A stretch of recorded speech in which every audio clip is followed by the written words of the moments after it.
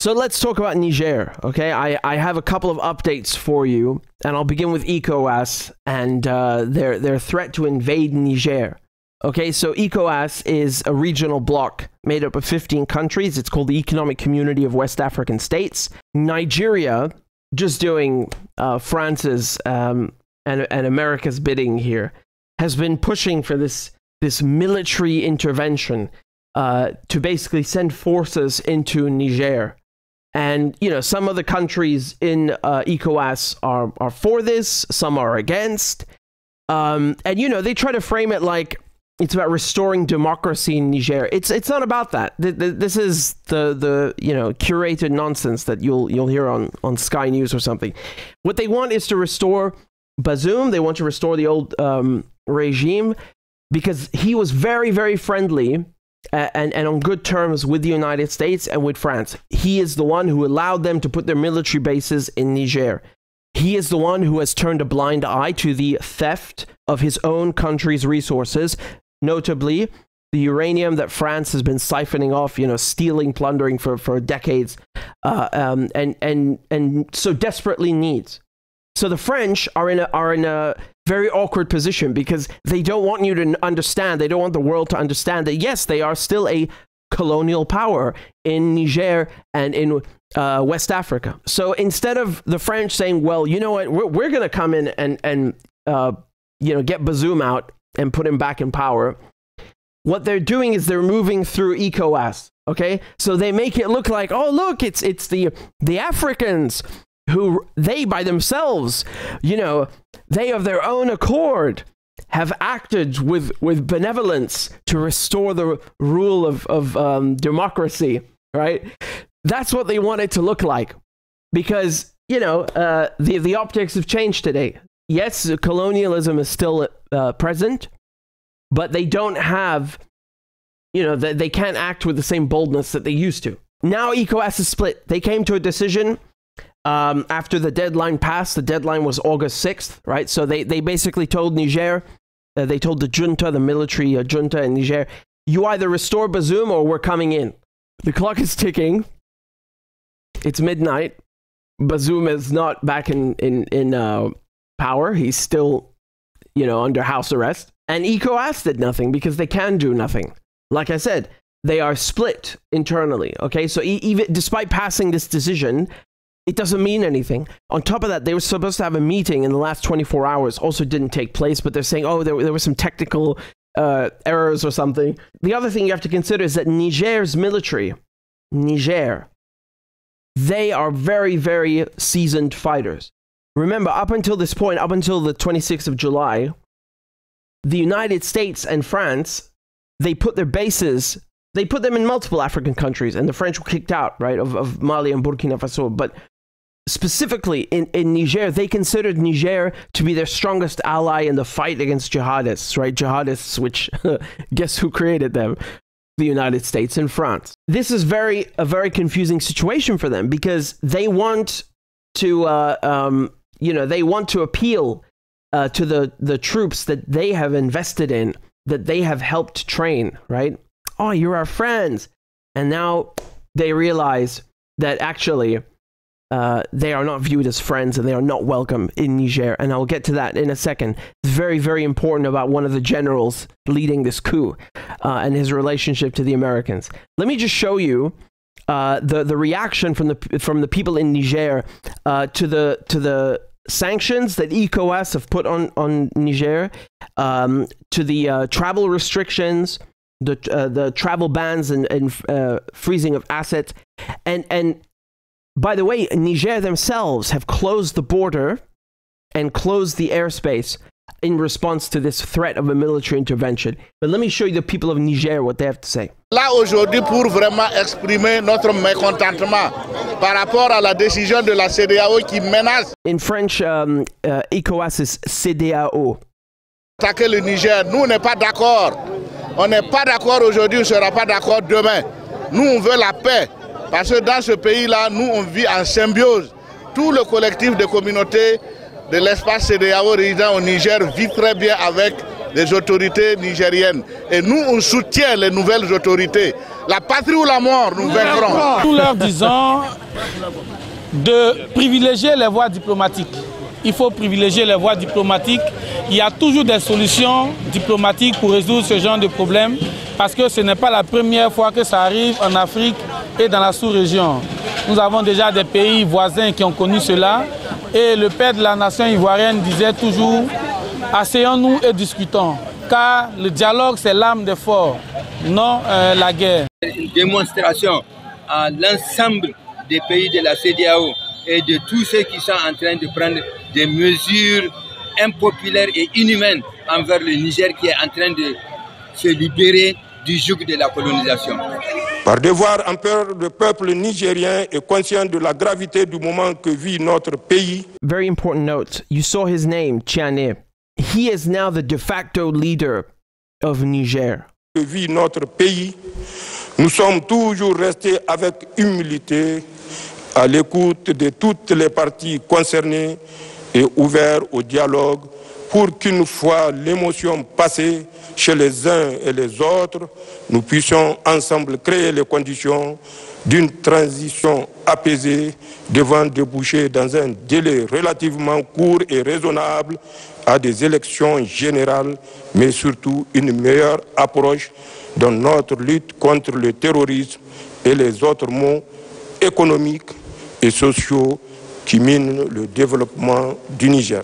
You know, I find funny is that you have not just the United States and France, but a lot of the countries doing their bidding in Europe and in Africa alike, who are threatening Niger with cutting off aid. Now, the thing is that Niger is already one of the poorest countries in the world. Go figure, right? Because they've been plundering it, just like they've been plundering the rest of Africa and Arabia for centuries. So what difference does it make? This is what people don't understand. The attitude in Niger is that we are screwed either way with you guys. So we're going to go our own way and do things our own way. We've seen what, you know, your friendship means and how much your humanitarian assistance means and your military aid. We've seen what these things are. The jihadists are still here. They are here in the first place because you did that. You destabilized Iraq. You destabilized Libya. You created and allowed these groups to thrive in the first place. And then you propose the solution. So you make money by arming us, right? Every pair of boots, every helmet, every bullet. Someone is making money off of those things. And those corporations are in France. They're in Britain. They're in the United States. Not in Niger. And then they put the bases there and they never leave because the problem is never fixed. That is the attitude. They don't care. They don't want your military aid and they don't want your humanitarian assistance. They don't want anything to do with you. Niger has now cut off and suspended 5 defense accords with France. and the French response to that, they're not happy with it. They say that, well, you cannot do that because the legitimate leader and president of Niger, Bazoum, did not cancel them. And since he's the one who signed them, yeah, goodbye, man, bye. Bazoum is not coming out. He's not going to unsign and cancel anything. These guys are in charge and they've canceled it. Goodbye. So the French now are made to look like fools. They have been made to look like fools, right? And it's just a question of time before that base is gone. Look, it happened next door. It happened, as I said, in Burkina Faso and in Mali. Look at the map I showed you in the beginning. This is just since 2020. So in the last 3 years, look how many coups you've had in this precise exact region. Guinea, Burkina Faso, Mali, and Niger. There's a reason for this, because they're fed up. They're fed up of neocolonialism. They're fed up of this money, this CFA franc, which is a currency that is minted in France. That's not independence. That's neocolonialism. In every form, economic, military, cultural, even French. You heard the videos. People speak French because it was forced upon them, just like it was forced upon countries in the Middle East and other countries in Africa. right? This is a legacy of colonialism. It doesn't mean there's nothing wrong with speaking many languages, but there's a difference when it was forced upon you. Les Nigériens, l'ensemble des citoyens apportent leur soutien à la CNSP, c'est-à-dire la gente au pouvoir. Donc, ils ont notre soutien, alhamdulillah. There's a typo down here. I think someone meant to write Nigerians, not Nigerians, right? So it says A, but it's supposed to be E, right? But again, I shouldn't have to say this, as I'm sure most of you know, but Nigeria and Niger are two completely different countries. Yes. Apportent leur soutien à la CNSP, c'est-à-dire la gente au pouvoir. Donc, ils ont notre soutien, alhamdulillah. Et nous sommes contre les sanctions prises par la CEDEAO et l'UEMOA. Nous sommes contre ces sanctions.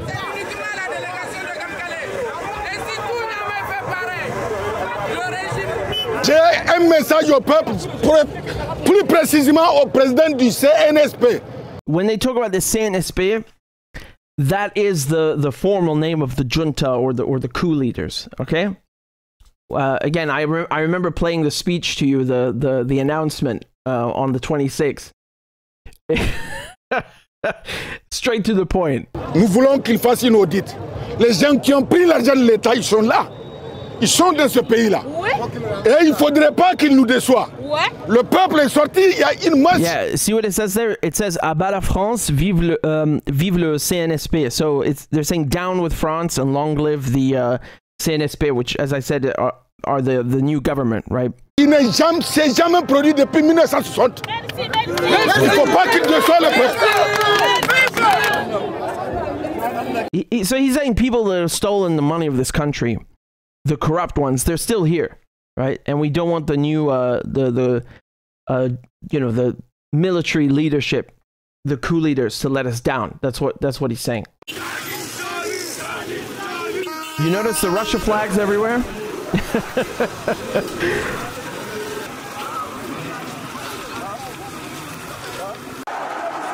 Look at the size of this protest.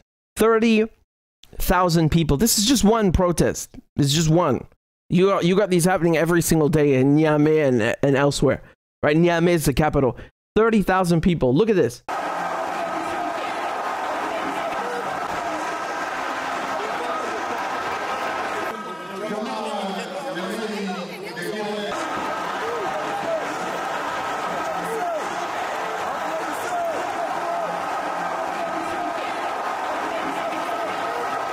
L'objectif de la mobilisation, the aim of the demonstration is to show the whole world and the international community that we are 100% behind the agent who has taken power, which is the CNSP. They have their support. They have the support of the population. We went out to lend a hand. So that's the contribution we can make. I mean, to say that this putsch doesn't have legitimacy is, would be ridiculous. This is very, very clearly supported by the people, because since 1960, so that's when Niger officially became quote unquote independent, which we know is not true because they've been under France's control ever since, and before. People know what that brought. It brought them absolutely nothing.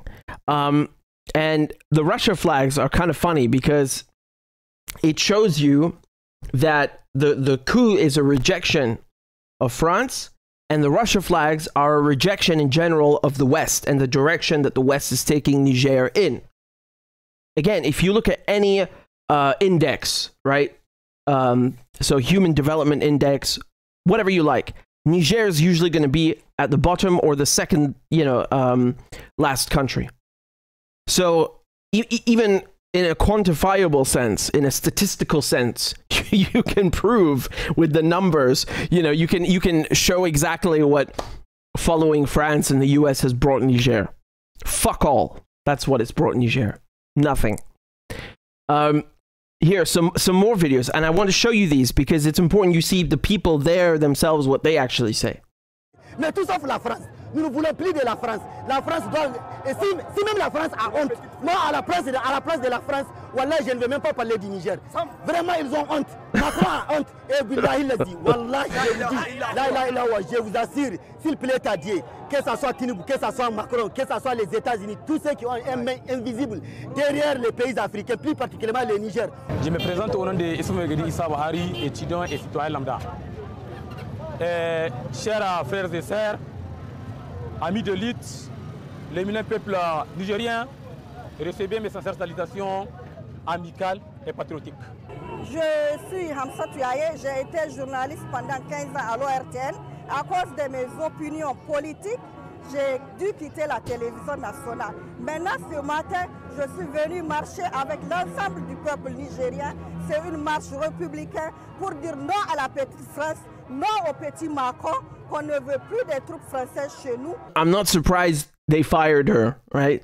Because you see what a hold the France has, a cultural and political hold on the country, right? This is also known as la France-Afrique, right? It's like it's a mesh of the word of France and Africa, France-Afrique. So it is the idea, the very essence of neo-colonialism, because the French really, they just wouldn't let go of their African colonies. So what de Gaulle and the French government to this day have done is pursue a politic of France-Afrique. It's this mirage, this complete charade of that. It's a partnership between France and Africa, and France will encourage whatever development their former colonies want, but without overstepping boundaries and making sure what it's really about is maintaining French influence in Africa, period. That's it. That's all you need to know, period. It is about keeping control of former, quote-unquote, former French colonies. That's what it is. Niger is a prime example of that. And that is why this coup is so important, because it's a rejection of that.